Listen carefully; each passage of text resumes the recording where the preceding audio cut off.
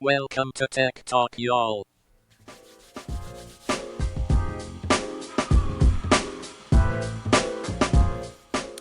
Hi, and welcome to Tech Talk, y'all, episode 421. I'm Adam Walker. And I'm Sanjay Park. And you know, it's 400 plus episodes in, and we've had the same intro music this whole time, and I'm still not tired of it. I'm not. I like it. Yeah, it's good. Yeah. It's got some good. It's got a little beat to it. A little, Yeah, you know, like exactly. It's, yeah. I I like all the stuff. It's all holding up well. Yeah, so listeners, Unlike if you've so many gotten- things. Yeah. listeners, if you've gotten tired of any of our transition music or any, it's not changing.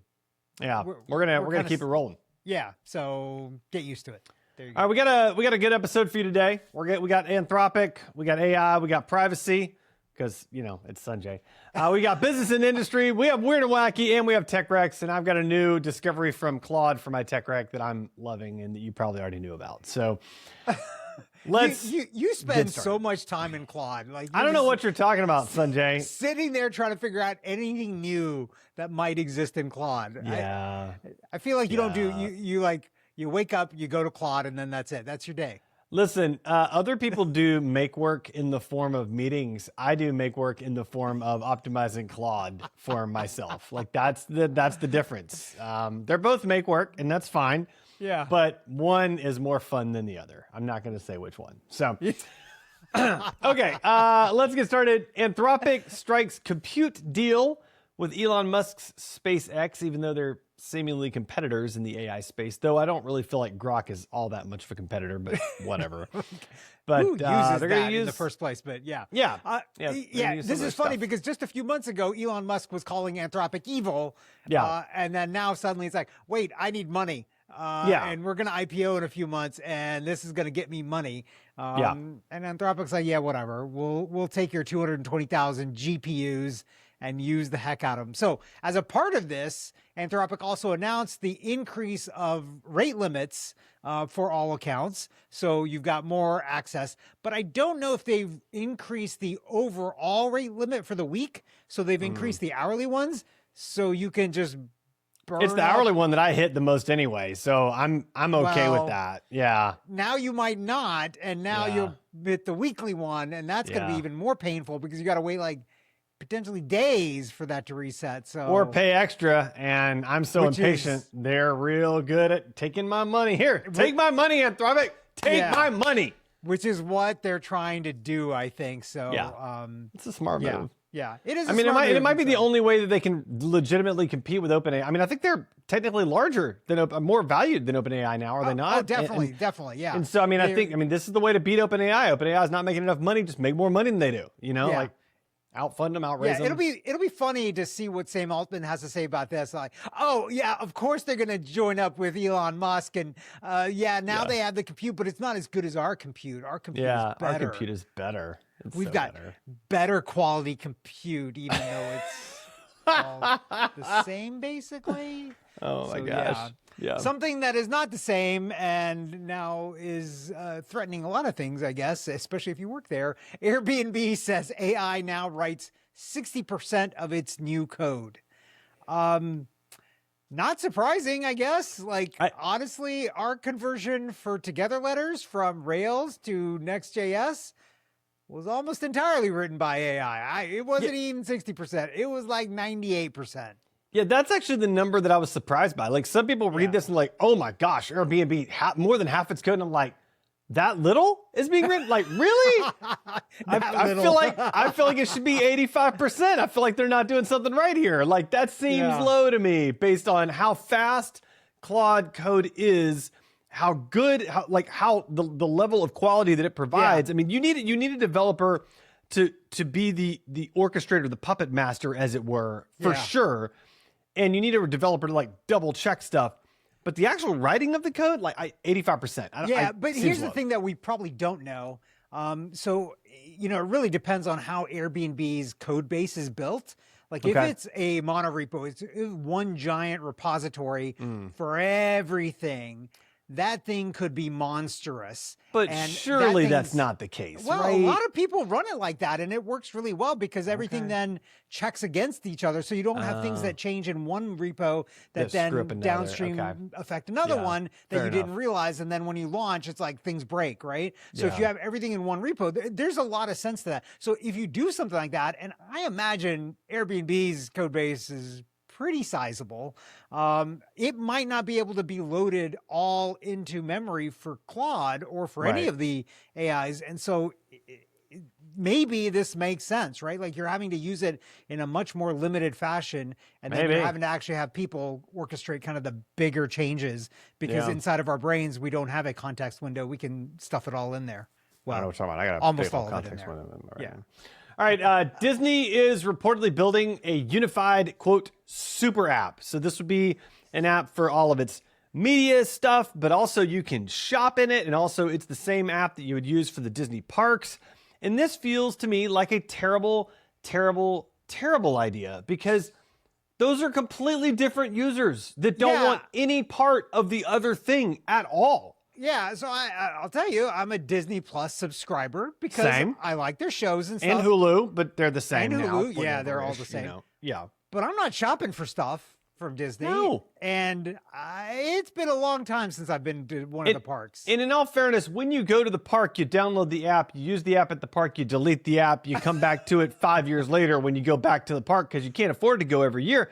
So Right. like, it's just a crazy, like, this is a dumb, like, I feel like they're fundamentally missing the point of how American culture operates because Facebook, like think about it. Like Facebook tried to be the everything app for social media, and it ended up hurting itself. Like because Americans they want an app for their videos, and they want Substack for their deeper thoughts, and they want Twitter for their quick quotes, and they want people want a disjointed experience based on whatever it is they want to consume at the time. They don't want an everything app, and even though an everything app works in other countries for other contexts and other cultures, I do not think it will fundamentally work with American culture. We're too disjointed. We're too independent. We're too individualistic. It's a terrible. Sociologically, it's a terrible idea. Yeah.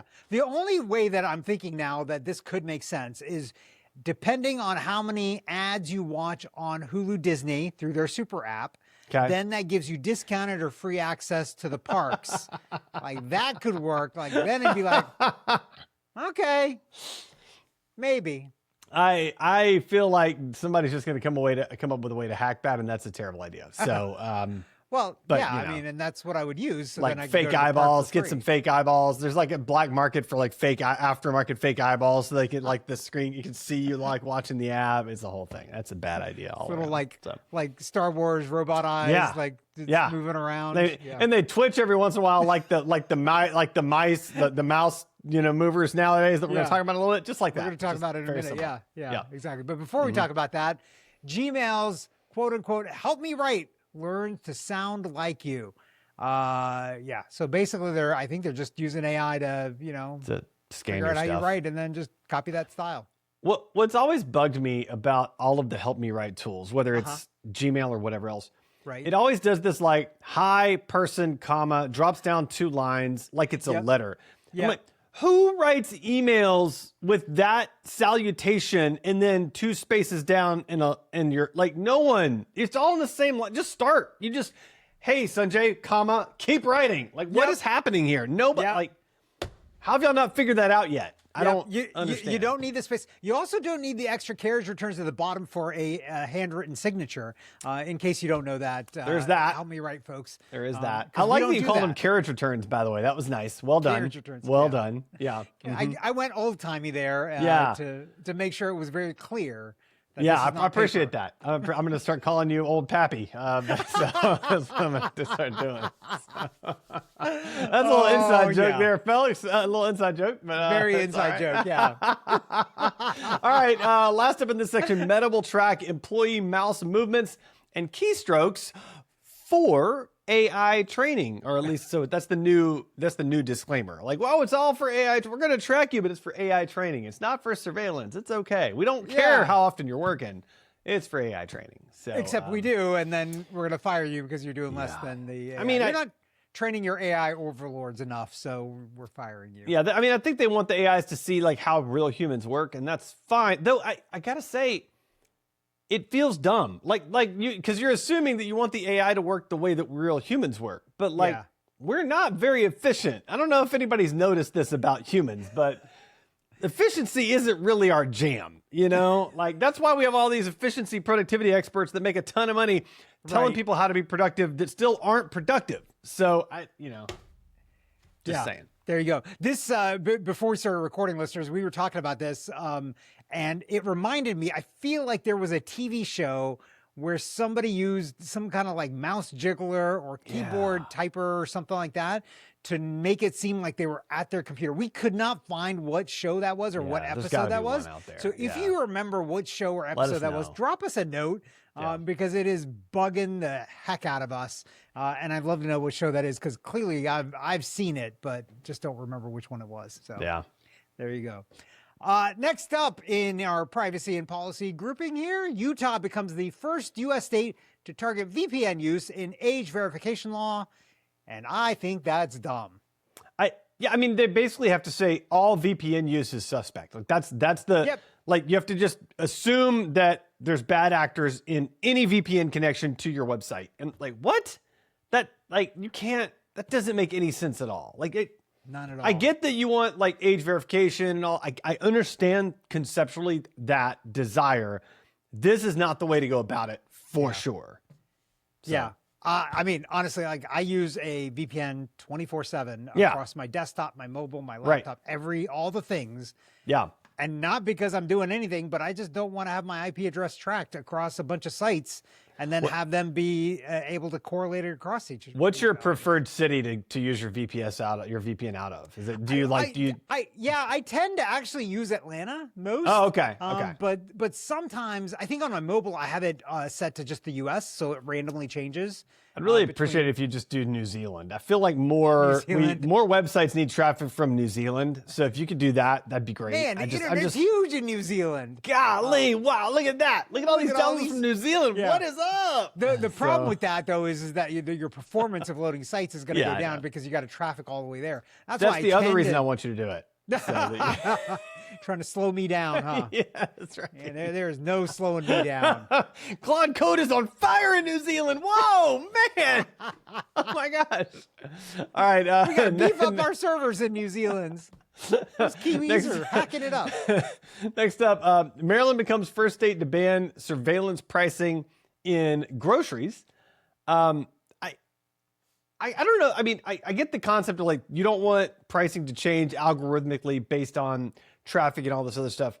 But at the same time, I feel like there's an opportunity. There's like, I'm the guy that'd be like, okay, it's 2 a.m. on a Sunday. It's time to go shopping and get my crazy deals. I feel like there's an upside to this potentially as well, right? So I mean, I'm curious. Like you're the privacy guy. How do you feel about surveillance shopping prices? But I think it potentially takes advantage of people that don't have that ability to do that, right? That's true. The people that can only go to a certain time, and then if you get hosed because the pricing at that time is increased, like, and maybe you don't have the disposable income to deal with that, right? Like, or the disposable time. I think it's a bad look. Like we've gone through this before, where websites have had different pricing based on how you get to them or where you're getting to them from. Right. And there's been uproar about that because it doesn't feel fair. That's right. Like that's true. Two people come to the counter at the same time, and you look at them and they're like, well, you've got a Gucci handbag, so the cost of the milkshake is $300 for you. You don't have a Gucci handbag, so it's $5, right? Like that just doesn't feel fair. I don't know why I was picking on Gucci handbags. I don't know why. It's really odd to me that you chose that. Apparently, somebody's doing some premium shopping, so little luxury items. Like Louis Vuitton would actually be the one, right? That's higher than Gucci. For sure. Yeah, that's way more popular these days, according to the females in my life. So I mean, I don't know. I know nothing about luxury. I'm wearing a Target T-shirt right now. That's what I can tell you. I got a Target T-shirt on, and I love Target T-shirts. If you ask me my favorite T-shirt, it's the Target T-shirt. Just in case anybody wants to know. So good to know when your birthday rolls around. Yeah, Target Six T-shirts. packs of Man, Target they're the t-shirts. best. No, you buy these individually, Sanjay. Like, come on, like no, I mean, just like these aren't undershirts. high-end. These are everyday tees. Okay. Are these on the hanger? Yes, you buy them these are on the everyday hanger. tees that you're buying. Yeah, man. Listen, they're like $7 for like a whole one shirt. You know what I'm saying? Like, Man, we're premium over here. breaking the bank over here. Yeah. Is Somebody it else. yeah, Is it me? Yeah, somebody I else that's breaking the bank. Instagram ends end-to-end encryption for DMs on May 8th, which is today, the day we're recording this. Yeah. That's not great. So what? I mean, like I'm kind of at the point where like you just got to know Meta's gonna spy on you. Yeah. Like you should know that. Like you should know they're looking at your stuff. Like I wonder what this means for WhatsApp, because WhatsApp still has encryption. I think that's one of its big selling points. I don't think they're going to mess with WhatsApp for that. Yeah. I think there would be a mass problem. Again, I mean, it goes back to the sociology of the thing, right? Like people on Instagram do not notice or care if their messages on Instagram are encrypted, unless like you're a CIA spy or something. But then other people on WhatsApp actually do. You know, they do actually notice. Yeah, they're probably not on Instagram so much. Yeah. I would just say Signal is the place that you should go, because that is not just a selling feature, that is the selling feature. And Signal's free, so it's not really a selling feature, I guess. So. All right, next up, in a move that would absolutely flummox the early 2000s of us, GameStop offers to buy eBay for $5.6 billion. Yes, I just said those words. GameStop, where you'd go to trade in your ratty old Nintendo Switch and buy a better ratty old Nintendo Switch, is offering to buy eBay, where you buy, I don't even know. Who's shopped on eBay recently? Like that's the other thing I don't get. Like for $5.6 billion, I can't tell you the last time I actually spent on eBay. I have not even, I go to the site maybe once every 5 years and don't buy anything. I don't understand how it's still worth $5.6 billion. I really don't. So like this to me feels like information, like GameStop is spending $5.6 billion. What? eBay is worth $5.6 billion? What? Like I don't even know, man. It doesn't compute. So, all right, give me your thoughts. I don't know. Yeah, I mean, there's a lot of other places that you can go for buying and selling of stuff. I mean, I think eBay still has a lock on some of the categories, but yeah, I don't know. Maybe it's outside of the U.S. that it's big. I haven't really looked at the numbers. But how does GameStop afford it? I mean, I know it did the whole meme stock thing right before. It's about but GameStop? Yeah, I don't know if this is cash or stock or all stock or no cash or what it is. I don't know. You know, maybe it's something like that, where it's like they're not actually shelling out $5.6 billion. They're just shelling out stock. So yeah, maybe you so. know, that's cheap paper to kind of throw around like this. So yeah, for sure. Something else that would have flummoxed our early 2000s, and this is a sad day. Ask.com officially shuts down. Goodbye, Jeeves. And I'm going to show you something that I had gotten. I actually have two of these. One is still in the box. From those early days. This is my Ask Jeeves pen. There are not many of these, I don't think. That's so good. I wonder if I wonder if I can go on eBay and sell this for a lot of money now. 100%. But well, it depends on your definition of a lot of money. But yes, you can sell it on eBay. Probably sell. I bet you get $10 out of it. I'm gonna go 10. $10 out of it. $10 out of it. Yeah. For a piece of American nostalgia from the 90s. Was Ask Jeeves was more 90s, right? Like I mean it was 90s, early 2000s, but like more 90s. I feel like mid-late 90s, early 2000s. Yeah. I mean, it started as Ask Jeeves, AskJeeves.com, and then it became Ask.com, and Jeeves is still around. But yeah, I got this because at my first startup, we actually did a deal with Ask Jeeves, and they were a customer, and so we got these really nice pens, and little Jeeves. There's on the clip. It's like it's pretty nice. So gotta love Jeeves. It's sad. If you go to ask.com, there's a page that says, all searches must come to an end, and it's kind of sad. And so yeah, it is sad. Sorry, Jeeves, you're out of a job. All right, now we have our science and innovation section. So Mercedes-Benz commits to bringing back physical buttons because they finally realized that cars with all touchscreens suck and nobody likes it. We like turning dials and pushing buttons, especially while we're driving and we don't want to take our eyes off the road and the button needs to be there all the time where we expect it to be. I love this. Thank you so Yes. much. I will still never own a Mercedes-Benz because I'm not that guy, but that's okay. I like what you're doing, Mercedes-Benz. Yeah, So, maybe other manufacturers will do the same thing because Yeah. so many have gone to all touchscreens, and honestly, it's really hard to deal with when you're driving. Like you said, like it's fine when you're stopped, yeah, sure. but when you're driving, no, just give me the buttons. Like I want to be able to turn a dial. Can I turn a dial? to It's change the satisfying. volume. Yeah. Right. Yeah. Like in my car, I've got the buttons on the steering wheel for the volume as well as the dial in the middle. I almost never remember to use the buttons on the steering wheel. I just go to the dial. The dial's easy. Like I will say it's interesting. You know, our buddy Mickey got a new vehicle, and that vehicle has a screen in it, but there's actually a dial in the middle of the screen for that like tactile like dial, which is kind of like was fascinating combination of the two. I was like, oh, I kind of love that. So, you know, props to the screen and dial, kind of neat. So. There you go. I thought you were going to say the screen and dial designers, like I don't know what that too. is. Yeah, I'm going to be a dial designer when I grow up. That's like I just want to design dials. Design dials, different kinds of dials. Big dials, small dials, incremental dials, smooth dials, clicky dials. Clicky dials are pretty good. Yeah, clicky dials. Yeah, I like the clicky dials. As long as it's not too much force to do the click is kind of the thing, right? Yeah. Well, I mean that's a different kind of dial. Too much. Yeah, I mean, so some dials you need to really work at, you know, like the dial on the nuclear subs, like you really want to have to push that one hard to click it over to, you know, a thermonuclear detonation. So, and some dials, you don't want to change those at all. Like they should just stay where they are. They're just rubber cemented right into the slot. Just exactly. They never change. No clickiness on them. There you go. Something else that does have clickiness, hopefully, because maybe it'll get going. World's largest intelligent container ship sets sail. So it's an electric powered ship. So crazy. Ship. And is it autonomous? I thought it was autonomous. Yeah.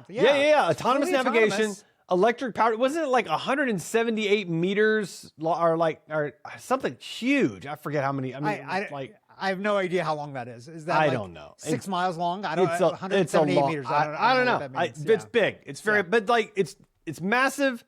Electric and autonomously driven, which is amazing and terrifying all at once. Which is great because cargo ships use up a lot of fuel. Yeah, they do. And so this might be the beginning of cleaning up some of the oceans. Like we can still move our stuff.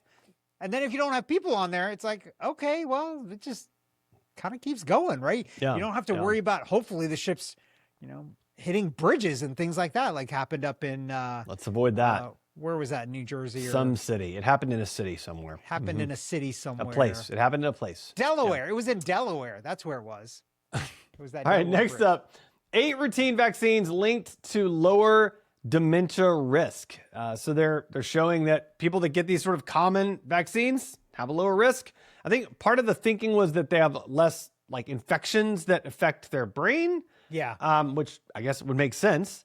So cool. Yeah, so Thumbs less up. chance of inflammation because of infections, which then reduces the damage, I guess, and reduces the dementia risk, which is okay. I read another article, and I did not look at any scientific proof behind it, but I liked it. And it said that people that are side sleepers have lower risk of dementia because something the way the brain sort of like cleans itself out I don't even know. But I was like, well, I'm a side sleeper, so props to me. You know, it was one of those articles where you see them like, it's like the articles that talk about how coffee is great for you. And I'm like, yeah, it is. Coffee's the best for you. You know, like, cause I just need self-fulfilling processes. And then you just delete all the ones where the coffee's bad for you. You don't read those articles. I don't know. There's never been such an article, Sanjay, ever published in any way. So, people tend to, what is it? They tend to find what supports their own confirmation bias. Yeah, that's the one. Thank you. Time for the Weird and Wacky segment. Abominable snowman. He's not an axe murderer. One of the TAs turned out to be a bot. Okay, this first article, did you watch the video? No, I have not. But I thought we already talked about this before. Did we not? Maybe, but the video is awesome. So I think we have talked about this kind of thing, but I don't think it's been this advanced along. But first, let me go ahead and tell the listeners the article. Startup says sound waves can replace fire sprinklers. So there's a video where they catch like a kitchen setup on fire, and they start blasting it with these sound waves that apparently humans can't hear. And it somehow moves like the oxygen molecules away from the fire. And it basically deprives the fire of oxygen, which, as we know, is one of the things that you need, right? You need three things.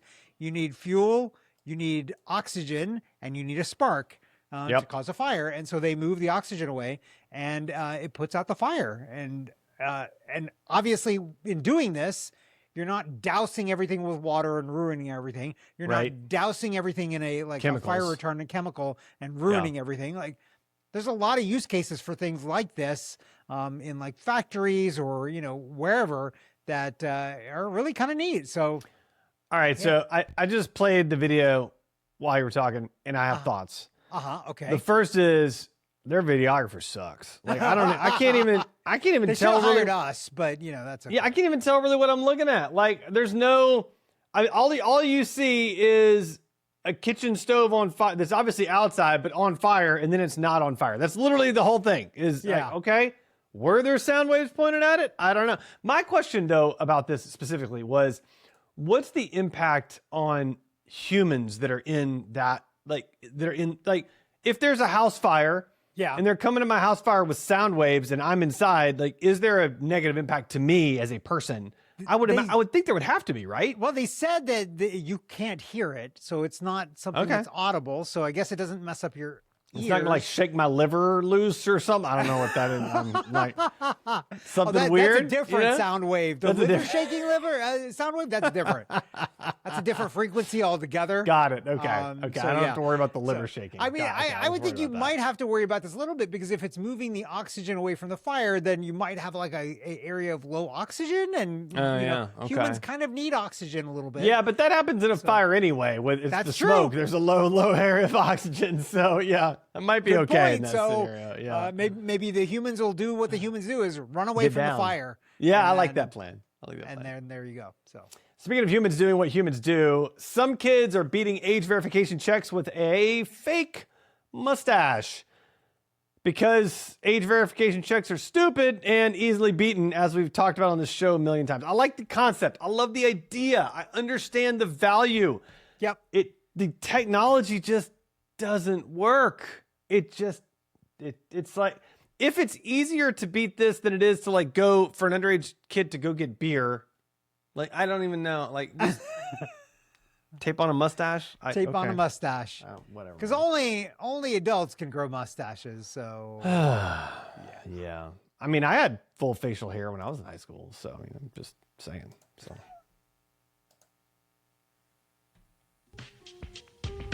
Tech wreck, time to get your tech wreck. Tech wreck. Chicky. Tech wreck. Time to get your tech wreck. Okay, Adam, it is time for Tech Recs, and you were priming this up because you spend all day in Claude. What do you got for us this week? So I had a phone call this morning with a good friend of ours, Jeff, and he's like, hey, have you tried Claude Live Artifacts? And I was like, no, I've never even heard of Claude Live Artifacts because I'm living in a hole. And he's like, all right, here's what it does. And I was like, well, you suck, because there goes the rest of my day. So here's Claude Live Artifacts, and here goes the rest of your day. Essentially, you can create I wasted your day like months ago. Yeah. Well, it had artifacts, but not live artifacts. I don't know. Anyway, but you can essentially create live dashboards so like I just created this is amazing. So I created a dashboard that I can go to, and I can see my next week, all my meetings, and I can see how many of my meetings are for each client and how many of my meetings are like set focus times, and it just counts them all up. How many of my meetings are networking meetings? And I'm like, this is amazing. And then I set up another one for like my tasks and what I need to focus on and whatever else. I'm like, this is amazing. Like anyway, I guess I should have been doing this all along. I don't know, but it's amazing. Claude Live Artifacts. So it's the best. Yeah. So. And I believe you can share them with other people if you want as well. That's the other thing with Live Oh, Artifacts. I did not know that. Okay. Yeah. Even better. Okay. Yeah. I like that. Now I've wasted more of your day, because now you're going to make a bunch of stuff just to share with other people. I need to make one about TikTok, y'all. How many times we say something doofusy, or how many times we make up a word? That might be That's even 100% better. How many of the time. number of made up words per TikTok y'all episode. So, and they're usually my made up words, I think. It's almost one for one. Okay, maybe it's like 0.8. There's 0.8 made up words per episode. You really think it's that low? I feel like there's more than that. You think it's more than that? I mean, I don't I know. can't remember the made up word that we did this episode yet. I mean, I just did say doofusy. I'm pretty sure that's not a word. Doofusy? So yeah, Maybe I mean, that's a word. doofus is a word, but doofusy, I don't think so. So, all right, Sanjay, what do you have? What's your tech? rack for Doofusy, this doofus week? do. What? My tech rack is not nearly as fun as yours, but something I stumbled upon. So somebody was apparently messing around, and maybe this is vibe coded or not, I don't know. But if you've ever wanted to go to a movie and just have the movie theater by yourself, go to Empty Screenings, and it is a list of AMC theaters that have very few to none of the tickets sold, and you can put in your zip code and it'll show you all the upcoming showings that have basically 100% availability. So you can have a private viewing of these movies for yourself. So I know one of the movies that you have been talking about for a long time was Project Hail Mary. There is a time coming up soon where it has 0 seats sold. I and see you can just that. have a private viewing of that. I see a lot more of a Billie Eilish movie and Michael that have a lot less seats, though. Which I like Billie Eilish, so I don't love seeing that, and I don't know anything about the Michael movie at all. So Yeah. there's that. Super Mario So- Galaxy. There you go. 0, Super 0, 0. neat. Although I got to say, like, this made me think, like, really AMC should have built this into their own website because you're gonna play the movie anyways. Yeah. And if you could advertise that, even if you can get one person in there, at least Yeah, that's some still better. incremental revenue. And if this Yeah. could drive anybody, like, this really should be on their website to say, like, find private viewings. Yeah. Find private viewings. I love that. I love that. It's really, really smart. So it's Yeah. fun regardless. So if you're looking for a private viewing of a movie, hit the link in the show notes, Empty Screenings. It's inside of somebody's website, so you can't just go directly to it. But Like there it. you go. So All right, Sanjay. How can our listeners find and connect with you? they can find me at sanjayparik.com. What about you, Adam? You can find me on my website, adamjwalker.com. I've been thinking about rebuilding my entire website on Lovable, adamjwalker.com. I think it'd be pretty easy to do and pretty fast. So that may happen in the near future. Trying to get a bunch of security issues in there. Is that what you're trying to accomplish? Yeah. Yeah. Well, I mean, honestly, like it might be, I mean, it's static, so it's probably more secure than a lot of things. Dun, dun, dun.